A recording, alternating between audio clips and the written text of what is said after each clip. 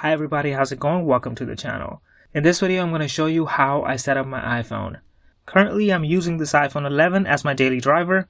I switched from Android to iPhones due to some very nerdy reasons. That I explain in this video right here. If you would like to see what's on my iPad video, please stay tuned because that's coming next. Anyways, I'm running the latest version of iOS 14 as of today. I have uninstalled almost all stock applications that I either don't use or they have better third-party alternatives. I've always used a single page layout on my home screen even back in my Android days, which starts with a transparent widget called Yidget. This is a great way to bring all your apps to the bottom of the screen for easy access.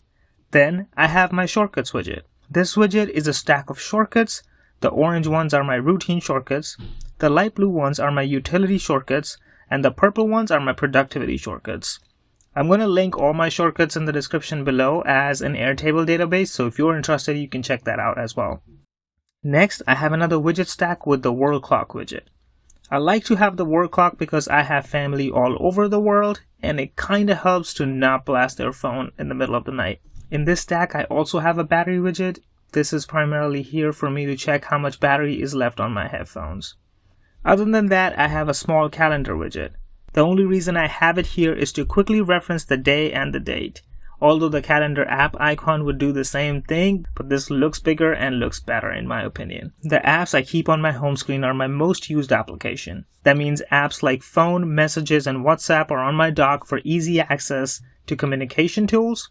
And then I have Todoist, which is my task manager. I also have YouTube, as this is my go-to source of entertainment, information, news, or just interacting with you all. It is the only social media app I have on my phone. This blue icon is Spark Email. This is my email client of choice, and in my opinion, it is the best free email client on any platform whatsoever. For starters, it has a smart inbox that filters trash emails from important ones so you don't have to. Also, it puts the unread emails front and center for you to deal with first.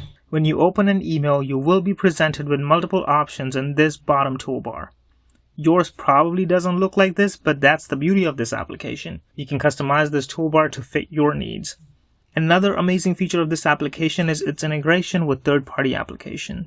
For instance, I can export any email from Spark to my Todoist account to create a task. If I want to keep an email for a longer term and have it organized in my note-taking system, I can export an email directly from here to OneNote. There's also an option to create a direct link to emails using Spark. This feature will give you a URL that will be a direct link to this email with attachments and the body and everything. This is perfect if you want to share an ongoing conversation with someone. And if you happen to share it with another Spark user, they will also be able to see the updates on that email conversation. Moving on, I have my podcast player of choice, Pocketcasts. I don't really have a good reason to choose this over other applications that do the same thing. But this one is cross-platform, it is free on most devices, it syncs your podcast and how much you've heard between all of those devices, you can trim silences, you can change the speed of podcast, you have a sleep timer, and a ton more features. The only drawback of this application is a required subscription if you want to use this app on desktop platforms, such as macOS or Windows. But the subscription is pretty cheap at $1 per month, so about $12 a year, so it's not really that bad. And then I have a Timetrack widget on my Explore page. I only keep it here so I can be reminded that I need to start tracking time. I have a bunch of automations set up on my iPad and my iPhone to start time tracking automatically. But this app doesn't offer a Windows version, and for that reason alone, I have to start timers manually. And if you want to know more about those automations, I made a video about that, which should be linked on the cards above. Moving on to the app library. I don't have a ton of apps, but it is still a long enough list to not go through each one of them. So here are all the applications I have on my phone. Let's talk about the financial applications first. And under that, these are some of my banking applications, so nothing special about those, so let's get them out of here. Other than that, I have Robinhood, Honeydew, and Remitly under finance category that I think are worth talking about. Robinhood is a stock trading application which allows you to trade stocks for free, and that's all I have to say about it. Honeydew is a budget management application. This app allows you to enter all your money-related accounts in one place, including credit cards, joint accounts, retirement accounts, investments, and savings. It also pulls all your regular bills and payments automatically, which is very helpful when you're trying to manage your money. It also allows you to share all of this information with another person, in my case my wife, and they can add their own information as well. I highly recommend this application if you are trying to get a bigger picture of your financial situation. And lastly, there's Remitly. Remitly is a simple application that can be used to transfer money internationally. Well, with those out of the way, let's talk about productivity applications. I have a ton of those as well. We already talked about Todoist. It is my task manager, and honestly, it runs my life. If something needs to get done and it doesn't end up being on Todoist, it's never getting done. I've been using Todoist for over 4 years, and I have a system that works well for me. If you want to learn more about that, I will leave a link to that in the description below. Next, in the productivity category, I have Notion. This is where I capture everything.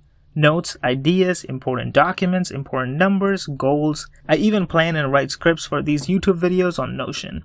I chose this application over other apps like Apple Notes and OneNote for its versatility. With all the features of this application, you can mold it to fit your needs however you want. If you want to learn more about Notion setups, I highly recommend watching these few videos by Mariana's Study Corner. I will leave them in the description below. She has some of the most organized setups on YouTube in my opinion. Moving on to my calendar application, which is Fantastical.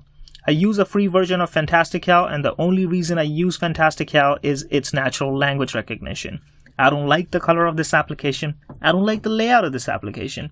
I hate the create event page, but this is the only app that I believe can reliably translate natural language into calendar events. I usually use it through shortcuts, which is where I enter calendar event, pass it to Fantastical, and it is added to my calendar without having to poke around with different buttons and date sliders. When the event has been scheduled, it sends me a notification before the events, so practically I never have to deal with this application. The last app under the productivity category that I want to highlight is my habit tracker. Although my habits are completely out of whack due to a ton of personal reasons, but on a good day, I use Habitify to remind me about the habits that I'm trying to build. Last I was using this application religiously, I was trying to build habits for daily journal and meditation. I have recently added a new aim training habit because I started playing Call of Duty with a few friends and I found out how much I suck at it, so I really want to become better at that game. Next, I have some utility applications. These apps are not necessarily packed with features, but they add features to core operating system, or they do one thing better than the other applications on the market that it is worth keeping them around. For instance, Copy Touch is a clipboard manager. When you copy something, you can open this application and it would store your clipboards automatically. You can use it to store multiple items on your clipboard. You can save text, images, and URLs uncopied. And if you want, you can also access your clipboard items from other devices if you use the same iCloud account. Next, I have Speechify, which is a very simple application that just reads articles to me. You can share web pages to Speechify and it would extract the text and read it back to you. You can change the speed and select from multiple robotic voices, or you can select the natural voice options if you want to subscribe to their premium subscription. But at $30 per month price, I don't care enough and I can deal with those robotic voices. Next on the list is Airr. That is Airr with 2 R's. This is a podcast player that has the ability to extract a short clip from the podcast you're listening to and even transcribes it to text if you wanted to. I only use it when I'm listening to a podcast and something really resonates with me, or I think it might be useful in the future to just extract that tiny portion and save it to my Notion page. The last app under utilities I want to highlight is Google Assistant. As a veteran Android user, I have surrounded myself with things that work well with Google Assistant, and undoubtedly Google Assistant works better than Siri. So I use shortcuts to trigger Google Assistant actions through the day and control my smart home equipments. On the cloud storage options, I primarily use Google Drive and OneDrive, but I use the Files app on iOS to access files on these services. I also have Dolby On, which is an application to record audio on my phone. It does all the basic audio editing such as noise reduction and boosting your voice over other sounds around you on your phone automatically. I use this application just because I'm lazy. I don't really want to have to manually normalize the audio and run a noise reduction filter on it. Speaking of YouTube related apps, I have Canva, which is a free photo editing application. It is super simple to use and has a ton of features, including a vast library of free pictures and assets. This is a really good tool to make simple thumbnails.